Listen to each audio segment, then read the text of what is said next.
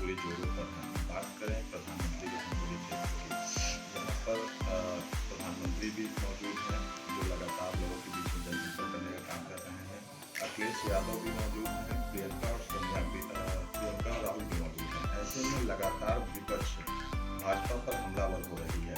किस तरीके से इस हमले का जवाब बीजेपी देगी? अभी कल राहुल गांधी ने कार्यक्रम में बोला है मोदी जी को लेकर के, इसको लेकर के बीजेपी का क्या स्टैंड रहेगा? बीजेपी साइलेंटली अपना काम कर रही है। बीजेपी के खिलाफ कौन क्या बोल रहा है, किसके खिलाफ क्या नारे लगा रहे हैं, इससे हम लोग का मतलब नहीं है। हमारे लोग डिसिप्लिन है, हम लोग उस तरह की उद्दंडता या अपनी जुबान से किसी के खिलाफ कोई हम लोग बात नहीं कर रहे हैं। लेकिन पूरे के पूरे प्रदेश में सारी जो बीजेपी कार्यकर्ता है वो काम भी कर रहे हैं और जनता का समर्थन प्राप्त हो रहा है, इसीलिए बौखला गई हैं सारी पार्टियाँ। वोटों के ध्रुवीकरण की बात की जा रही है। समाजवादी पार्टी का कहना है कि जाति को लेकर के बीजेपी, धर्म को लेकर के बीजेपी लगातार वोटों का ध्रुवीकरण करने का काम कर रही है। समाजवादी पार्टी पहले अपने दामन को देखे। समाजवादी पार्टी ने जातिवाद तो शुरुआत समाजवादी पार्टी ने किया है, दूसरों पर दोषारोपण क्यों करना चाहती है समाजवादी पार्टी? जो माननीय मोदी जी का, माननीय योगी जी के जितने भी कार्यक्रम हैं उसमें न जाति न धर्म है, सभी को बराबर रूप से देखा जा रहा है, सभी को बराबर सारी सहूलियतें मिल रही हैं और सारे जो विकास के कार्य हैं, जो योजनाएं हैं वो सभी तक पहुंच रही हैं। इसमें कहीं किसी प्रकार की जात या धर्म का कोई सवाल ही नहीं उठता है। अभी मायावती जी बनारस में आई थी और उन्होंने चुनावी जनसभा भी की थी। वहां से उन्होंने ये बात कही है कि कहीं न कहीं समाजवादी पार्टी बीजेपी को सपोर्ट करती नजर आ रही है। ऐसे में उन्होंने कहा है कि बीजेपी और समाजवादी पार्टी के ऊपर उन्होंने निशाना साधने का काम किया है। मायावती जी जो कह रही हैं, मायावती जी अपनी केवल पार्टी बचा ले, बहुत बड़ी बात होगी, क्योंकि मायावती जी आज की तारीख में कुछ उनको ये उम्मीद हो गई है कि जब हम 2017 के चुनाव में 19 सीट पाए थे, 2012 के चुनाव में 80 सीट पर सिमट गए थे, 2007 के चुनाव में जब उनको बहुमत मिली थी, स्पष्ट बहुमत, तो उस समय उनके पास 206 विधायक थे, फिर 80 विधायक रह गए, फिर 19 विधायक, 19 में से भी 13 टूट गए, 6 विधायक रह गए। तो वो माटी जी, तो उनके कहने का कोई तात्पर्य नहीं, कोई अर्थ नहीं है और इससे जनता पर कोई असर भी नहीं पड़ने जा रहा है, न तो अनुसूचित जात पर ही कोई असर पड़ने जा रहा है। देखिए, एक चीज़ जानना चाहेंगे, लगातार ये चीज़ें चर्चा में आती हैं, बीएसपी भी ये चीज़ें चर्चा में करती है कि बीएसपी का वोट बैंक साइलेंट है।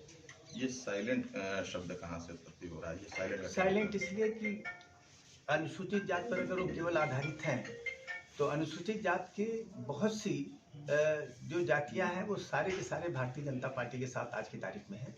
केवल जाति के आधार पर अगर ये बात कही जाए तो कदाचित न्यायोचित नहीं होगी। और पश्चिम से लेकर पूर्व तक जो अनुसूचित जात की एक जात विशेष है जिसके ऊपर बहन मायावती जी का ठप्पा लगा हुआ है, वो लोग भी हम लोगों के साथ और पूरी भारतीय जनता पार्टी के साथ खड़े हैं। चुनाव जीतने के बाद प्राथमिकताएं क्या क्या रही है?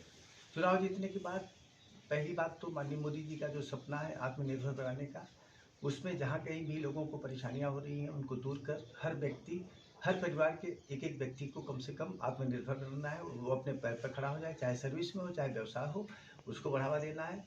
जो जल जीवन मिशन है उसके माध्यम से पूरे क्षेत्र में टोटियाँ लगवानी है, ओवरहेड टैंक बनवा के, ये सरकार की नीति है, प्राथमिकता है, उसको किया जाएगा। बाकी कहीं बिजली के तार, ट्रांसफार्मर्स बदलने, ये सब काम किए जाएंगे। प्लस सड़कों में जहाँ पर चौराहे हैं, जहाँ पर एक सड़क दूसरे सड़क से मिलती है, उनके जंक्शंस को चौड़ीकरण का कार्य किया जाएगा और उसको सड़कों का सुधार भी विशेष रूप से किया जाएगा। देखिए, एक बात और कि महंगाई और बेरोजगारी को लेकर के लगातार विपक्ष भाजपा पर हमलावर है। भाजपा का क्या स्टैंड है इस पे? देखिए, आपको बहुत अच्छी तरह जानकारी होगी कि ट्रांसपोर्टेशन जो है 70% ट्रांसपोर्टेशन बाई रोड होता है और ट्रांसपोर्टेशन में ट्रक का विशेष योगदान है और उसमें डीजल लगता है। पहले $34 प्रति बैरल के हिसाब से पेट्रोल डीजल मिल रहा था। आज यूक्रेन की लड़ाई के बाद ये पहुंच गया है $100 से ऊपर। तो महंगाई पर कंट्रोल पूरे जब विश्व में नहीं हो सकता है, जहाँ से हमें तो ऑयल प्रोडक्ट्स हमें लेना पड़ता है बाहर से, हमारे यहाँ तो पैदा नहीं होता। तो महंगाई का तो एक जो है तुलनात्मक बात है।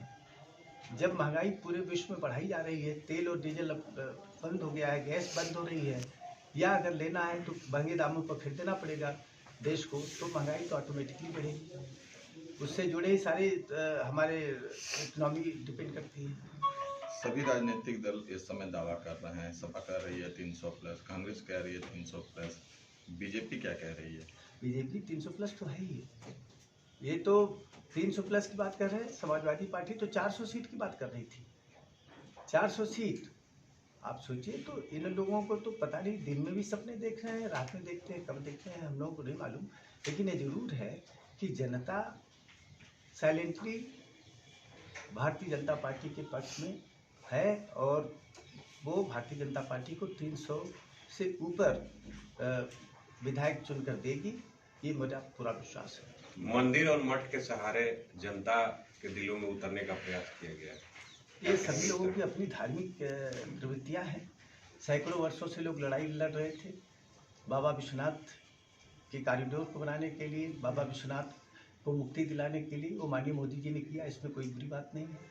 उसी तरह से लड़ाई हो रही थी फैजाबाद में, अयोध्या की नगरी में, जहाँ पर भगवान रामलला हैं, और सैकड़ों सालों से मुकदमे भी हो रहे थे सब कुछ का। माननीय मोदी जी के आते ही, और वो मुकदमे भी सुप्रीम कोर्ट से रामलला के पक्ष में डिसाइड हो गए, और उसका जो मंदिर बनना शुरू हो गया, उसमें जन सहयोग से बन रहा है। 3,500 करोड़ रुपया जन सहयोग से प्राप्त हुआ है, और उसमें बन रहा है, तो उसका कोई इशू तो है नहीं ऐसा।